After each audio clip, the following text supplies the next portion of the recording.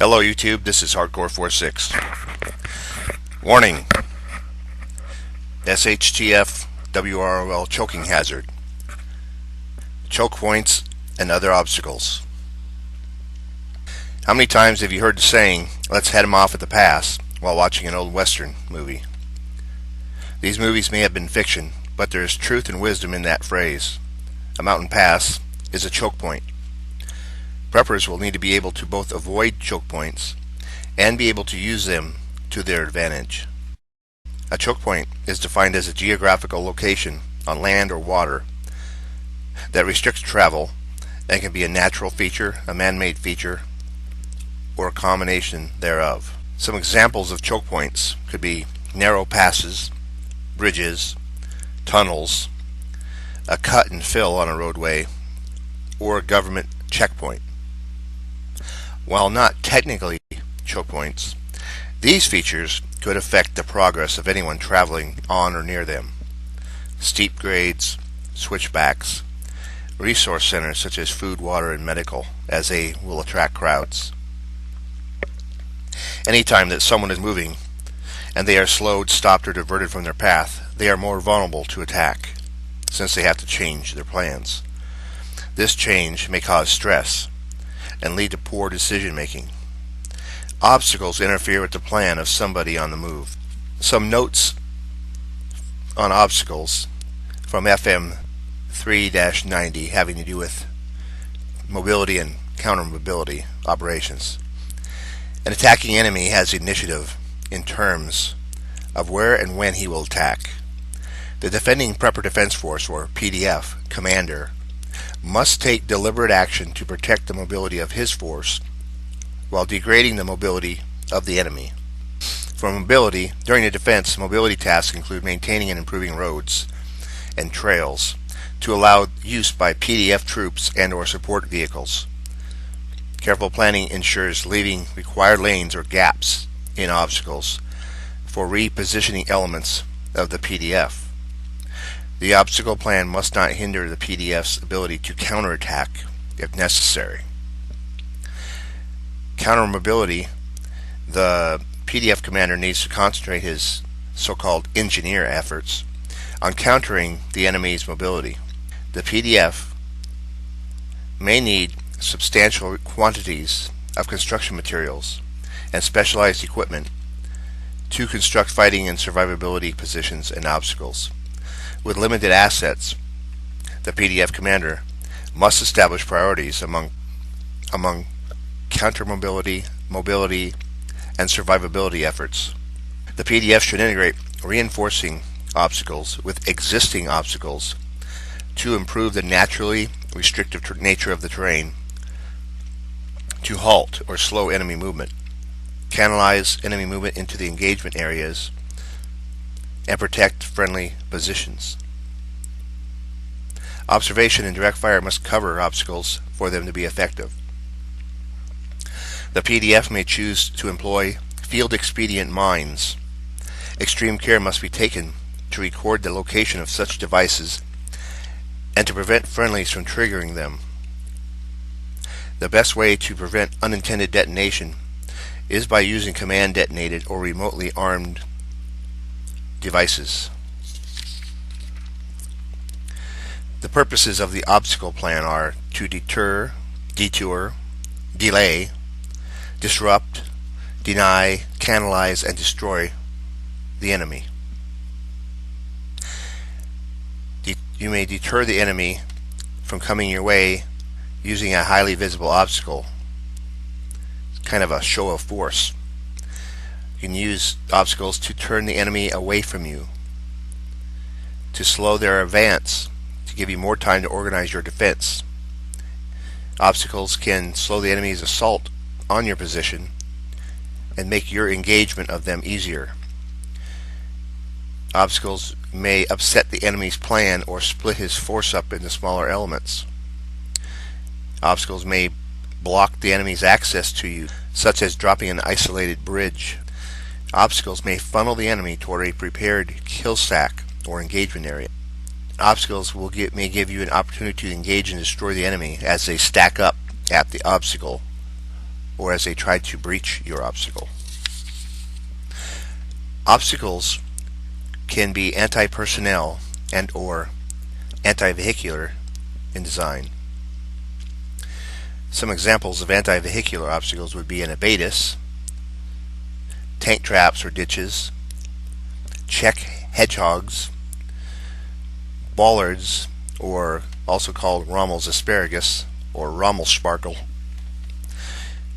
dropped utility poles, wire, spike strips or field expedient substitutes for spike strips, caltrops, HESCOs, drainage ditches, irrigation canals, guardrails, ecology blocks, Jersey barriers, BFRs for big fat rocks, dumpsters, immobilized automobiles or other heavy equipment, dropped bridge spans, and destroyed tunnels.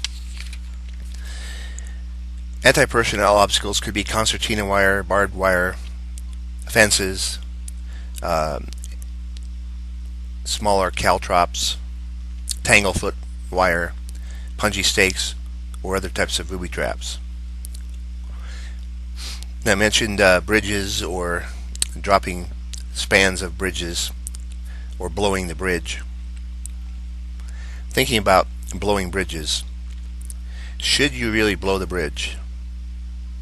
Do you have the resources and know-how to make that happen?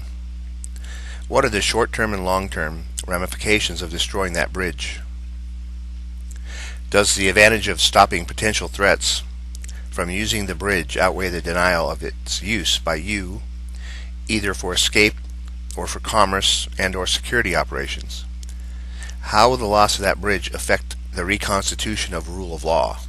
Just as choke points and other obstacles can work in your favor, if you are in a fixed defensive position, they can work against you if you are on the move.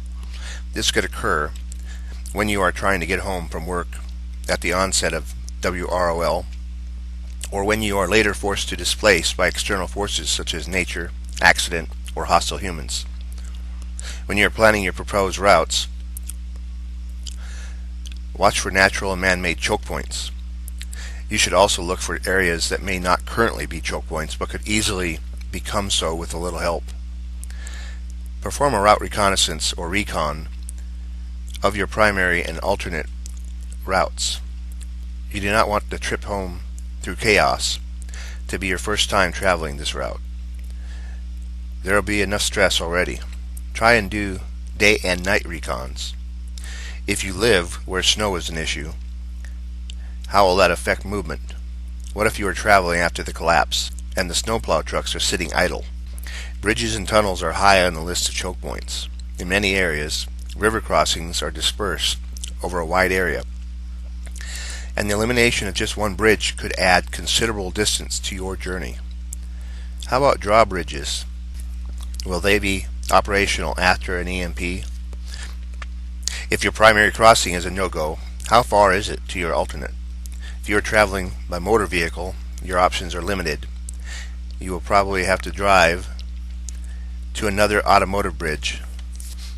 If you're on a motorcycle, bicycle, or LPCs, then you might be able to use a railroad bridge or a dam as an alternative. Can you cross the river by boat or by swimming?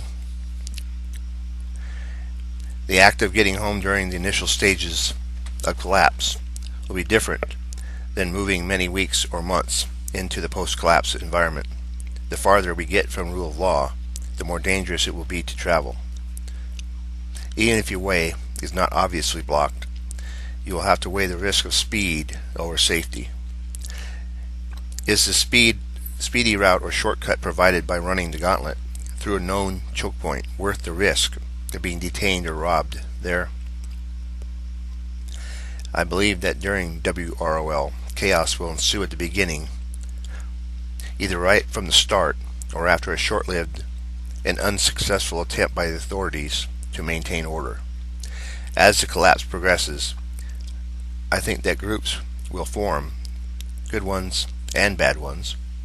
These groups will begin to exert control over and or create choke points, either as a defensive measure or as a criminal enterprise.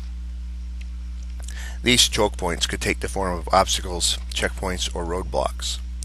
The checkpoints and roadblocks could be part of the legitimate security operations, excessive rule of law or WROL, or as ambush points for bad guys. Checkpoints and roadblocks are employed by bad guys in conflict zones around the world. The checkpoints are akin to toll booths in rule of law, and those manning them may actually refer to themselves as tax collectors, as the Viet Cong did. Overcoming obstacles while moving will be easier with the right tools. Having the ability to chop logs, cut cables, or break locks may be advantageous. Choke points and other types of obstacles can be a blessing or a curse depending on who is employing them or when you encounter them. A knowledge of the effects of obstacles and how they are employed is crucial to your survival in the post-collapse environment. Don't choke when SHTF happens. Some references are FM 3-34.1, FM 5-102, FM 5-250, Hibernian Sons video, Abatis, Defensive Construction, the Haas USMC's video, Sapper Lessons, Southern Prepper 1's video, Using Trees to Stop Civilian Vehicles and Tracked Vehicles. Remember, if you fail to plan, you plan to fail. And when the mission is survival, failure is not an option. Keep prepping, my friends.